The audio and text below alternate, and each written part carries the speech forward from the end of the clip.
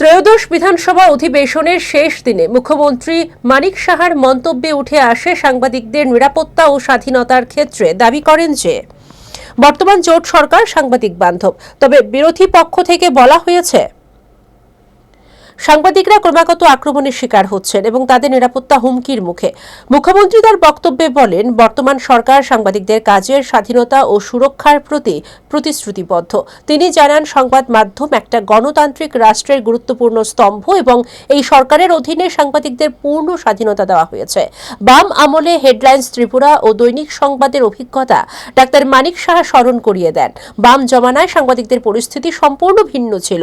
তখন সরকারের কঠোর নীতির কারণে অনেক সাংবাদিকগণ স্বাধীনভাবে কাজ করতে পারেননি। হেডলাইন্স ত্রিপুরা ও দৈনিক সংবাদের ক্ষেত্রে এর প্রমাণ মেলে। বাম আমলে সাংবাদিকদের ওপরে চাপ সৃষ্টি, সংবাদ পরিবেশনী বিধিনিষেধ এবং প্রয়োজনে তাদের ভয় দেখানোর অভিযোগ ছিল। রাজ্যের কর্মরত সাংবাদিকদের উপর ক্রমবর্ধমান আক্রমণ ও প্রচার মাধ্যমে স্বাধীন ভূমিকার উপর হস্তক্ষেপ। কি বলবো এটার বিষয়ে? না, আমি বলছি যে আগে এই দৈনিক সংবাদের কি অবস্থা, মালিকানা চেঞ্জ করার সময় কমিউনিস্টদের সময় কত রকমের ঘটনা হয়েছিল। হেডলাইন্স ত্রিপুরা উনি তো রুজুই দেখান ওনার সময় কি কি হয়েছে।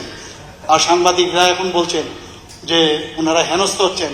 একমাত্র সাংবাদিক বান্ধব যদি কোনো সরকার থাকে, এ হচ্ছে বিজেপি নেতৃত্বাধীন সরকার। এতটুকু আমি বলতে পারি।